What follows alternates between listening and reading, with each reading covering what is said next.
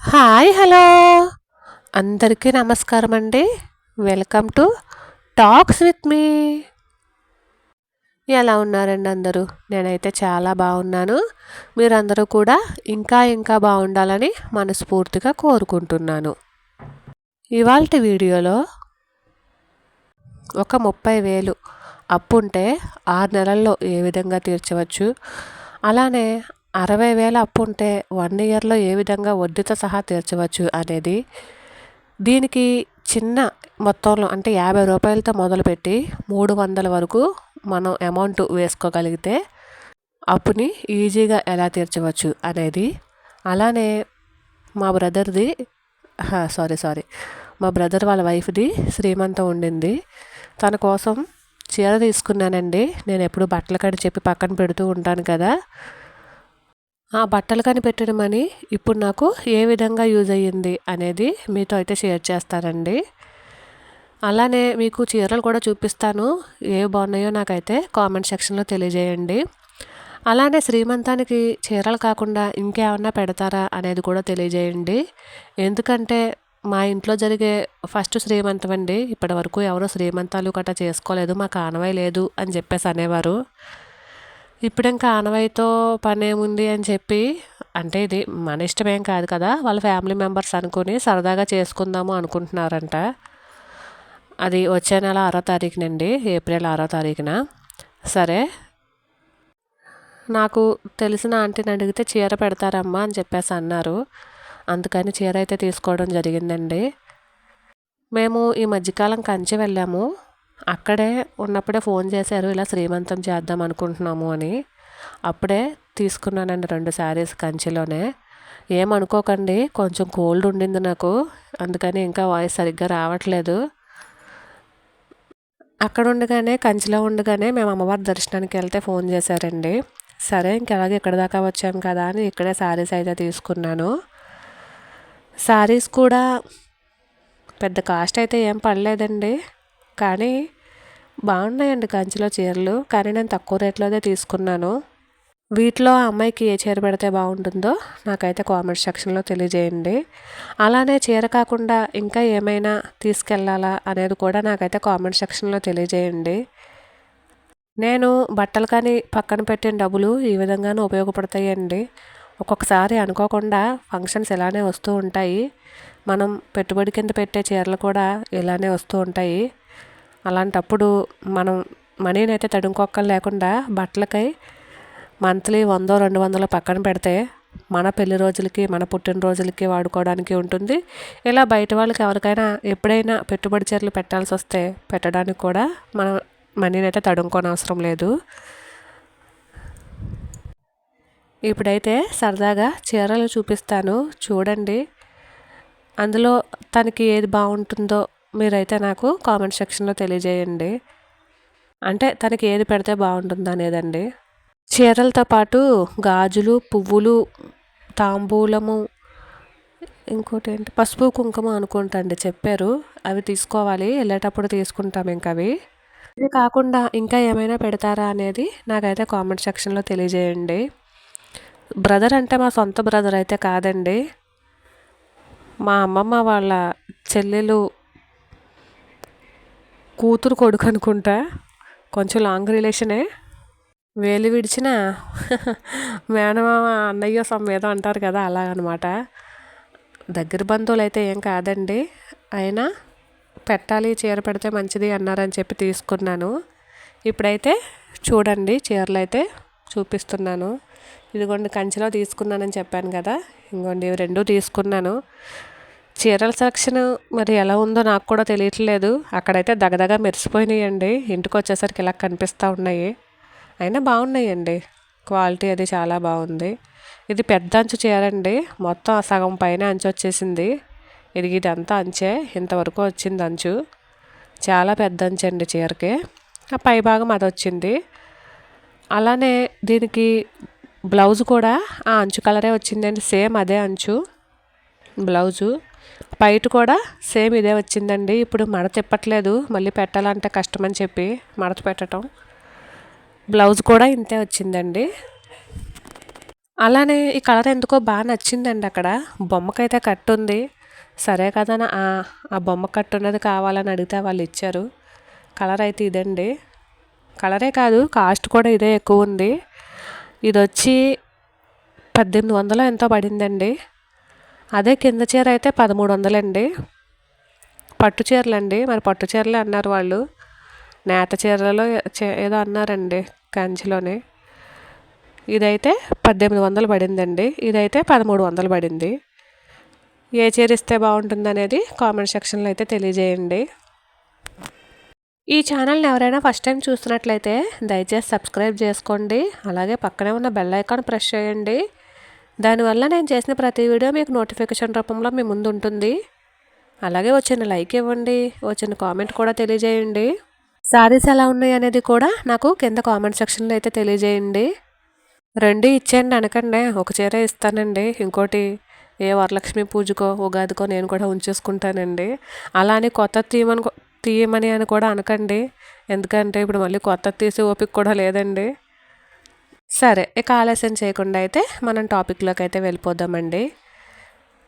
ఎప్పుడూ saving saving saving saving అంటూనే ఉంటాను అని చెప్పి అనుకోకండి. ఎందుకంటే పరిస్థితులు అనేది అనుభవించేవారికి ఒకలాగా, చూసేవారికి మరొకలాగా కనిపిస్తాయి. అది అనుభవించేవారికి ఉండే నొప్పి చూసేవారికి అంత ఉండదు అనేది నా అభిప్రాయం.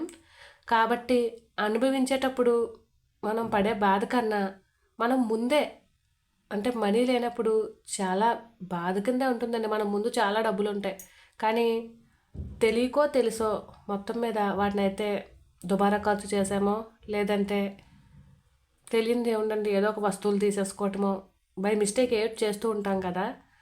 జరిగింది ఏదో జరిగిపోయింది. ఇంకా అలా కాకుండా ఇక మీదటైనా వచ్చిన డబ్బుల్ని మనం మంచిగా పోగేసుకొని మనకి అవసరమైనప్పుడు వాడుకుంటే చాలా మంచిదనేది నా అభిప్రాయం అండి. ఎందుకంటే ఈ రోజుల్లో మన చుట్టూతోనే చూస్తున్నామండి. 10లో కనీసం ఒక 6గురైనా సరే ఆర్థిక పరంగా చాలా ఇబ్బందులు పడుతున్నాము. మనకి ఎవరు వచ్చి హెల్ప్ చేయరండి.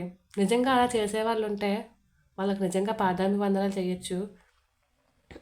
ఏదో హెల్ప్ అంటే ఏదో మాట సాయమో లేదా ఒక 100 రూపాయల సాయమో చేసి వెళ్తారు తప్ప మనకి నిజంగా క్లియర్గా మొత్తం మన ఆర్థికపరమైనటువంటి ఇబ్బందులు తొలగిపోవడానికి ఎవరూ హెల్ప్ చేయరండి. ఒకవేళ నిజంగా చేస్తే వాళ్ళకి నిజంగా పాదాభివందనాలు హ్యాపీగా తెలియజేయచ్చు. అలానే మన దగ్గర ఉన్న మనీతోనే మనం ఏ విధంగా కొంచెం చిన్న చిన్న ఐడియాలను ఉపయోగిస్తూ ఏ విధంగా ఒక పెద్ద అమౌంట్ని పోగు చేయొచ్చు అనే ఐడియాస్ అయితే చాలా వీడియోస్లోనే చెప్పున్నాను. అలానే ఇప్పుడు కూడా ఒక చిన్న ఐడియానే అండి. అది కూడా చిన్న చిన్న అమౌంట్లతోనే స్టార్ట్ చేసి ఒక పెద్ద అమౌంట్ అయితే తీయచ్చండి. మనకు అది అవసరమే లేకపోవచ్చు, కానీ ఆ పెద్ద అమౌంట్తో ఎన్నెన్ని చేయొచ్చో ప్రత్యేకించి ఎవరు చెప్పనవసరం లేదు మనకి. అలానే మనకి ఏదైనా ఆర్థిక పరిస్థితి ఎదురైనప్పుడు మనల్ని మనం బాగా ఒత్తిడికి గురి చేసుకుంటాం. అంటే ఏమవుద్ది తర్వాత, అమ్మో తర్వాత ఏమవుతుంది ఎంత ఆలోచిస్తూ టెన్షన్ పడుతూ ఉంటామండి. అప్పుడు సలహాలు ఇస్తూ ఉంటారు, ఏది శాశ్వతం కాదు, నువ్వు ఒత్తిడిగా కలిగించుకోకు, అంటే టెన్షన్ పడకు అని చెప్పి మనకు చాలా మంచి ఉచిత సలహాలు అయితే ఇస్తారు. అలా ఇచ్చేవాళ్ళు కూడా తక్కువే. ఉచిత సలహాలు అయితే ఇస్తారు, కానీ ఉచితంగా డబ్బులను అయితే ఇవ్వరండి. కాబట్టి మనం ఎంజాయ్ చేస్తూనే మన ఇంటికి అవసరమైనటువంటి వస్తువులు తీసుకుంటూనే మనకి తగ్గ ఖర్చులు పెట్టుకుంటూనే ఒక రూపాయి అయితే పొదుపు చేసుకున్నాం అనుకోండి, మనకి అవే ఉపయోగపడతాయండి. ఖచ్చితంగా ఉపయోగపడతాయి. మనం ఎదుర్కొనే చిన్న చిన్న సమస్యలు కావచ్చు, కానీ అవి మనకి భూతత్వంలో పెట్టి పెద్ద సమస్యల కింద చూపించే వాళ్ళు కూడా చాలామందే ఉంటారు. అవి మనీ పరంగా అనుకోండి, వామ్మో ఇంక చెప్పనవసరం లేదు, ప్రతి ఒక్కరు నీతులు చెప్తూనే ఉంటారు. అన్ని బాధలు పడే కన్నా మనకు మనీ వచ్చినప్పుడే ఒక రూపాయి పక్కకు పెట్టుకుంటే మనకి చాలా ఉపయోగపడుతుందండి. అది అవసరమైనప్పుడు ఖచ్చితంగా మనిషి ఉపయోగపడతారో లేదో తెలియదు, కానీ రూపాయి అనేది ఉపయోగపడుతుందండి. అలానే మనం ఎదుర్కొనే ప్రతి కష్టంలో కూడా మనకి ఆ కష్టం వెనుక ఎంతో కొంత అవకాశం దాగి ఉంటుందండి. దాన్ని మనం చూసుకోము, వాడుకోము, అంతే. సరే, ఇంక ఇక్కడితో సోదా ఆపేసి 50 రూపాయలతో మనీని ఏ విధంగా సేవ్ చేసుకోవచ్చు అనేది ఒక ఐడియా అయితే షేర్ చేస్తున్నాను. ఒకవేళ మీ ఎవరికైనా నచ్చినట్లయితే ఫాలో అవ్వండి, లేదంటే వదిలేసేయండి.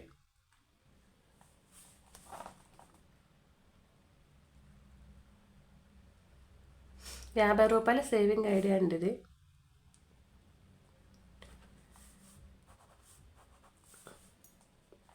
అంటే ఒక నెలకు అనుకుందాం ఉదాహరణకి, ఒక నెలకి అంటే ప్రతిరోజు ₹50 సేవ్ చేసుకున్నాం అనుకోండి. ఇది కొంచెం కష్టమే ప్రతిరోజు చెయ్యాలంటే, కానీ కష్టమైనా సరే చేస్తే మనకు 30 రోజులు కదా, 50 × 30 ఉదాహరణకు మాత్రమే చెప్తున్నానండి, 1500. అలానే రెండవ నెల ప్రతిరోజు కూడా ఫస్ట్ నెల ₹50 వేసాం, రెండవ నెల 50కి 50 పెంచి ₹100 వేస్తున్నాము. 3000 అవుతుంది. అలానే మూడవ నెల ప్రతిరోజు మళ్ళీ 100కి 50 పెంచుతున్నాము, అంటే 150. నెలకొకసారి 50 పెంచుకుంటూ వెళ్ళాలండి ఈ ఐడియాలోని. 4500. అలానే 4వ నెల ప్రతిరోజు, ఇది మన ఇష్టం అండి, మన ఆర్థిక స్థితి బట్టి మళ్ళీ ఇక్కడ కూడా 50 పెంచాలన్నమాట. ఇలా ప్రతి నెల 50 పెంచుకుంటూ వెళ్తే మనకి 6 నెలలకి 9000 అవుతుంది. అలానే 6 నెలల తర్వాత కూడా పెంచుకుంటూ 1 ఇయర్ చేసేవాళ్ళు చెయ్యొచ్చు. కానీ రోజుకి 300 అంటే కొంచెం పెద్ద అమౌంటే అనేసి అనిపిస్తుంది. అందుకని నేనైతే ఇక్కడితో స్టాప్ చేస్తున్నాను. ఫస్ట్ ఒక నెల ఈజీగానే వేసేయచ్చండి, ₹50 కాబట్టి. తర్వాత 50 పెంచుకుంటూ వెళ్ళాలన్నమాట. 50కి 50, 50కి 50 ఇట్లా పెంచుకుంటూ వెళ్ళాలి. ప్రతి నెల 50 పెంచుకుంటూ వెళ్ళాల్సి ఉంటుంది. ఇది కొంచెం కష్టమే. లేదు ₹100తో స్టాప్ చేసేస్తాము అనుకుంటే ₹100తో స్టాప్ అయితే చేసేయచ్చు. అంటే ఒక నెల 50, రెండవ నెల 100 వేసుకుంటూ వెళ్ళచ్చు. ఇప్పుడు ఈ 6 నెలలకి ఎంత అయిందో ఒకసారి చూద్దామండి.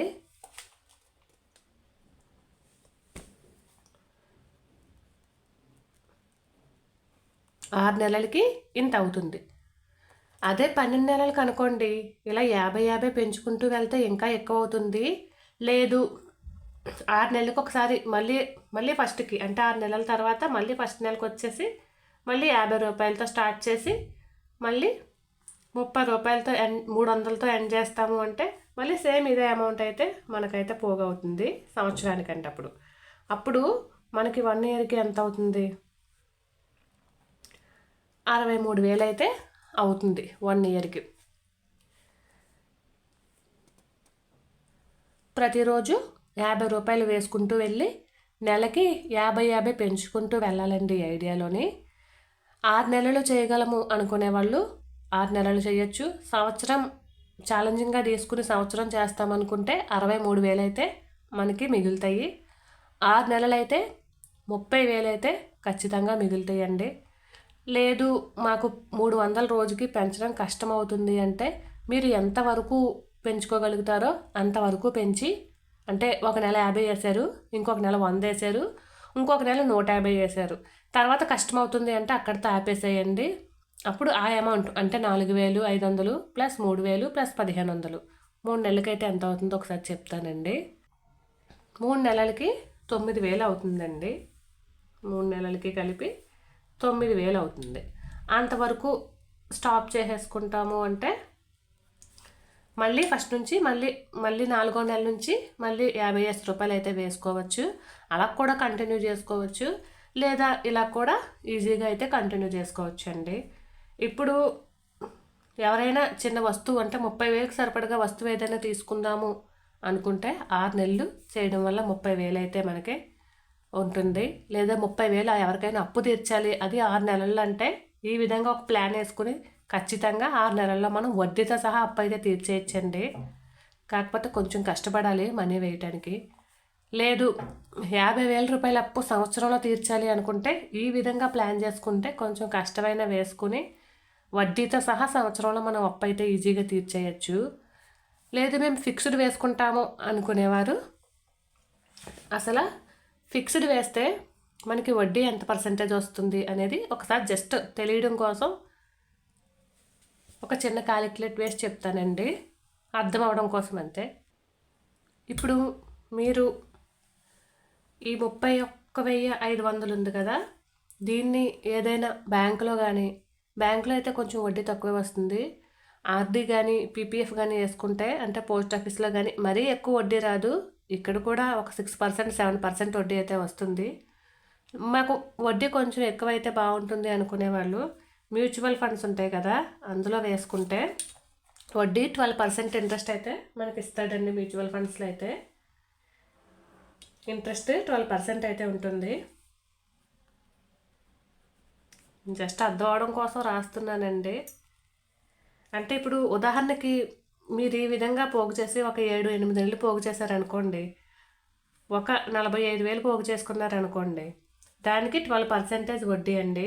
మ్యూచువల్ ఫండ్స్లో అయితే 34,000, అంటే ఇది 5 years కండి, కొంచెం మరి ఎక్కువ సంవత్సరాలు అయితే ఉంచాల్సి ఉంటుంది.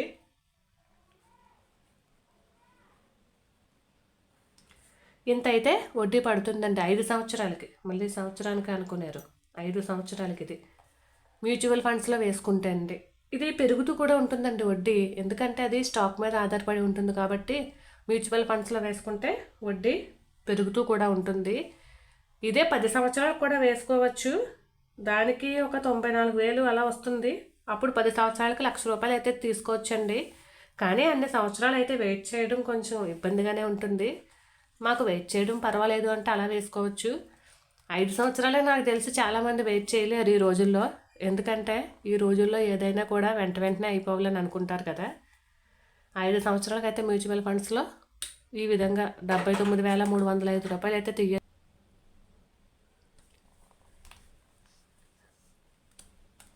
లేదు ఈ బాధ అంతా ఎందుకు అనుకుంటే, మీరు నెల 1,500, అంటే రోజు ₹50 వేస్తారు కదా, ఖచ్చితంగా తీయకుండా ఒక నెల ఉంటే ఈ 1,500ని ఉంచుకోగలిగితే ఇంట్లో ఉంచుకోవడం మంచిదేనండి, దేనికి తీసేయకుండాను. లేదు తీసేస్తాము అనుకునే వాళ్ళు ఒక అకౌంట్ తీసుకుని బ్యాంకులో పే చేసుకోండి 1,500.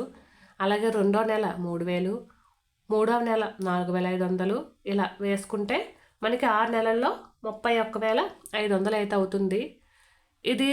దీనికి మనకి వడ్డీ పెద్ద జనరేట్ అవ్వదండి, ఎందుకంటే మనం ఇది ఫిక్స్డ్ వేయట్లేదు. మామూలుగా మన మీద మనకు నమ్మకం లేక ఒక అకౌంట్ తీసుకుని వేసుకుంటున్నాము. 6 నెలల తర్వాత విత్డ్రా చేసేసుకోవచ్చు 31,500ని. అప్పుడు మనం ఏదైనా వస్తువు తీసుకున్నా, లేదా చిన్న గోల్డ్ కాయిన్ తీసుకున్నా, లేదా ఒక 30,000 అప్పే తీర్చామనుకోండి, వడ్డీతో సహా ఈ విధంగా అయితే ఈజీగా తీర్చేసుకోవచ్చు. ఇలా తీర్చడం వల్ల అప్పులు కూడా తీర్చినట్టు ఉండదండి. మనం పోగొట్టడం కూడా రోజుకి ₹50 కాబట్టి కొంచెం కష్టమే, కానీ ఏం చేస్తాం, తప్పదు కదా అప్పు ఉన్నప్పుడు. ఈ విధంగా అయితే అప్పు కొంచెం హ్యాపీగా క్లియర్ చేసుకోవచ్చండి, ఎక్కువ స్ట్రెస్ తీసుకోకుండా. 60,000 అప్పు ఉంటే సంవత్సరం, 30,000 అప్పు ఉంటే అర సంవత్సరం, అంటే 6 నెలలు కొంచెం కష్టపడి తీర్చుకోవచ్చు. అప్పనే కాదండి, మనం ఏదైనా వస్తువు తీసుకోవాలన్నా తీసుకోవచ్చు, లేదా చిన్న చిన్న వ్యాపారం ఏదైనా స్టార్ట్ చేద్దాం అనుకున్నా ఈ విధంగా పోగు చేసుకుని స్టార్ట్ చేసుకోవచ్చండి.